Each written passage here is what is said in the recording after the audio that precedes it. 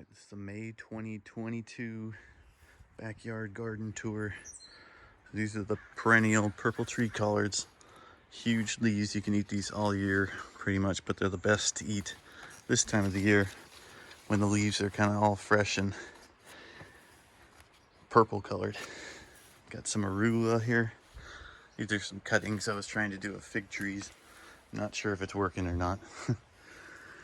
Got a bunch of peas on the trellis here.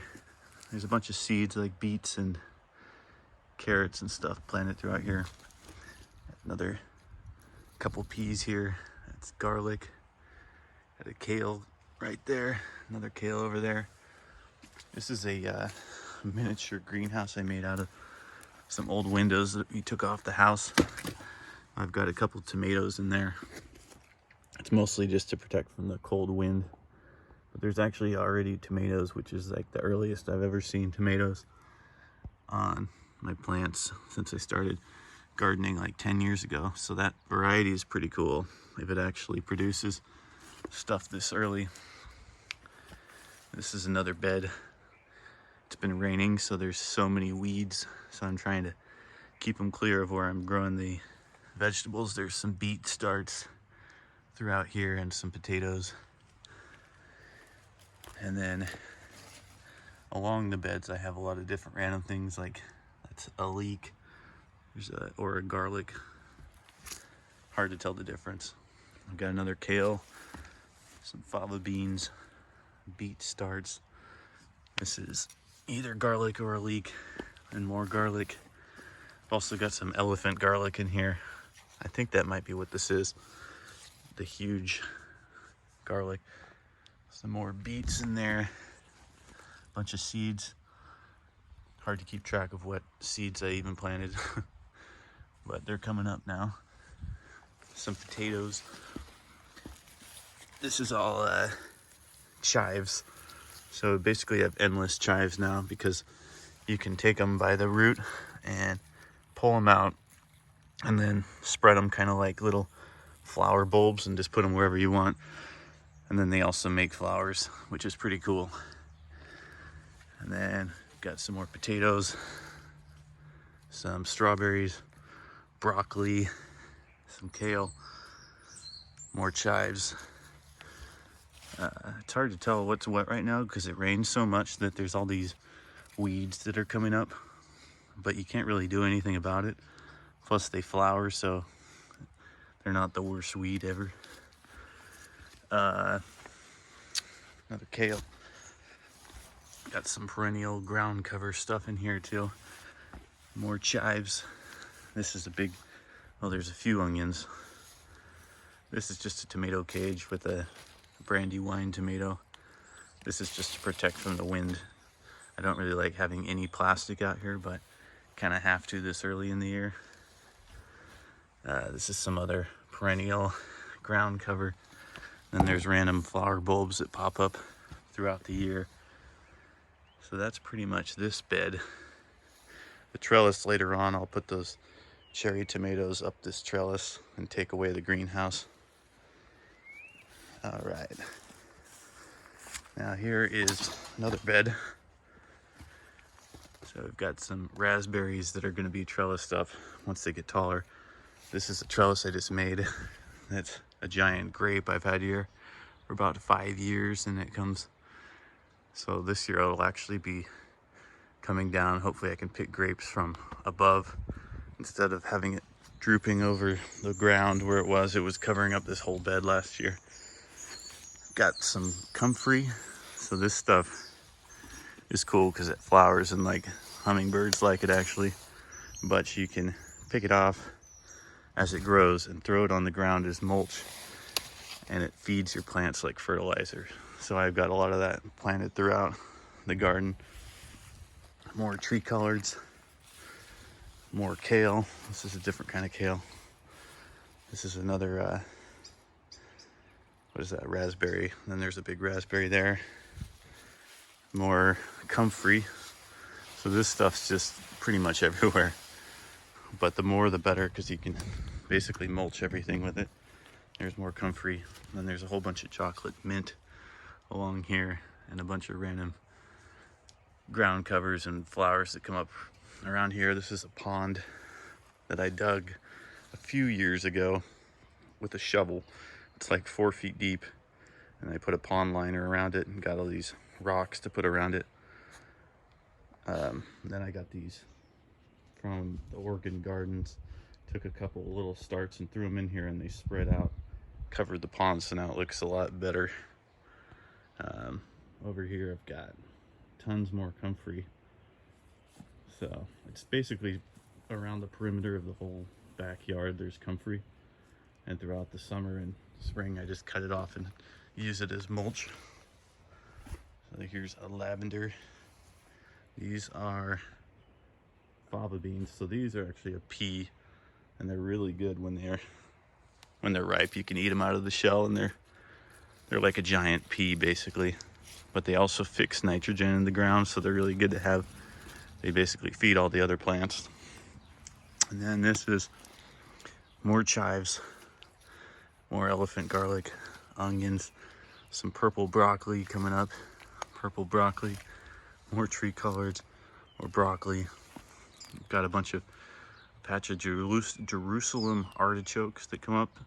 They're kind of like sunflowers, and they get like 10 feet tall later on. And then you can eat the tubers underneath the ground like potatoes. This is a fig tree. I actually cut the top off last year because it was getting so huge I couldn't reach the fruit anymore. But all these little guys will turn into big figs later on. And then got more comfrey here. This stuff just comes out of the ground. It's not even here in the winter. And within a month or so it explodes and gets that big. So there's a blueberry hiding down here. I don't know if it's gonna flower this year, but this blueberry's got a bunch on it, so that'll be cool. This is a Bosque pear. This thing's actually loaded this year. I didn't get it. I might have got one pear last year, so that's pretty cool. There's tons on there. Got some more comfrey here. And this is a plum, actually. I planted this a year or two ago, so I'm not sure if there's many plums on it yet. And this is a big pear tree. It's actually loaded with pears. You can see them, so that'll be cool. I've got more comfrey along here. Doing a garden.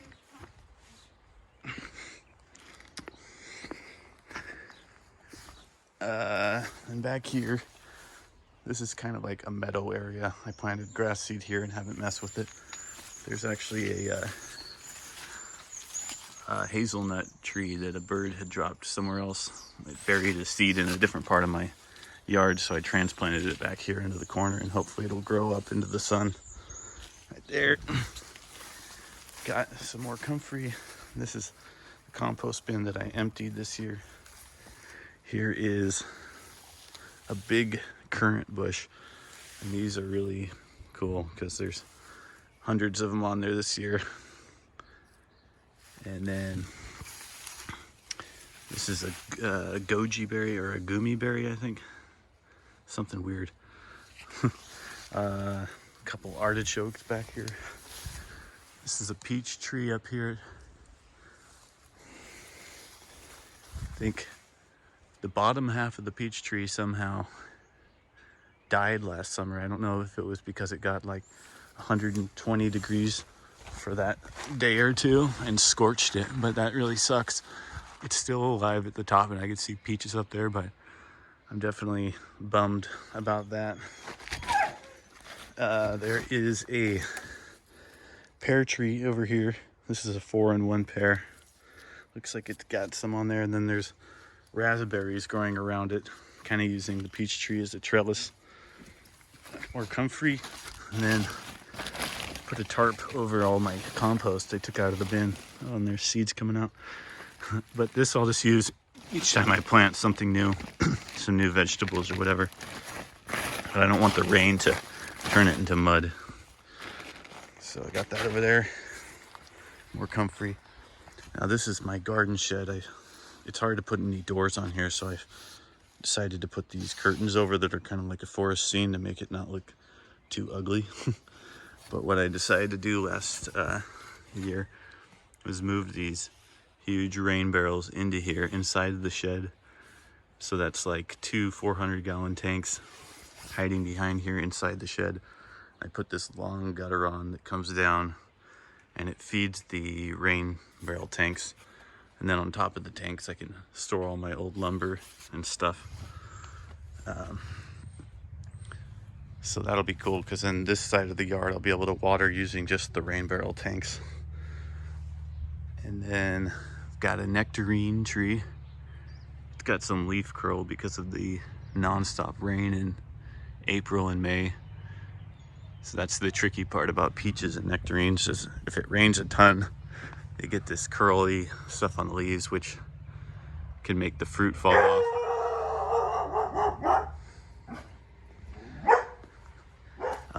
This is a cherry tree, 4-in-1, and I planted this like 5 years ago, and it's gotten pretty much too big to even pick, so I need to cut it off after this year on the top.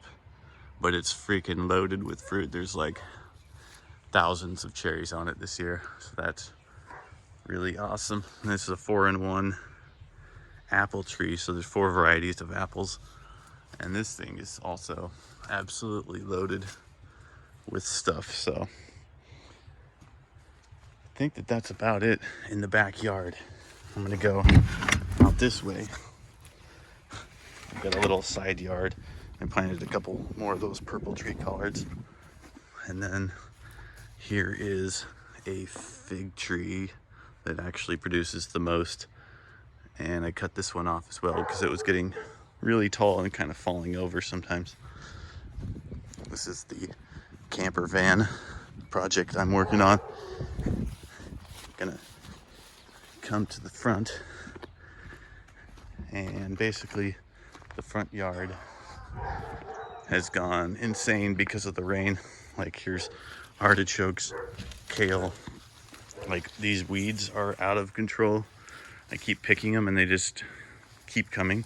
So I'm kind of waiting now until it gets a little warmer. I'm gonna thin all this stuff out, but this is all more kale and fava beans, garlic leeks,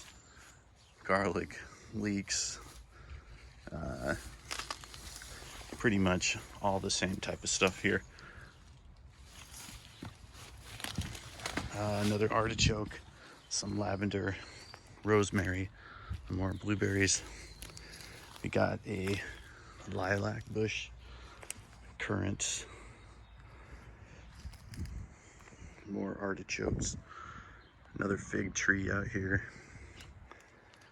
Let's see, got a ginkgo and a persimmon tree, and this is a lemon balm, more garlic, more fava beans, and some oregano. Got some sage there. This is the Asian pear tree.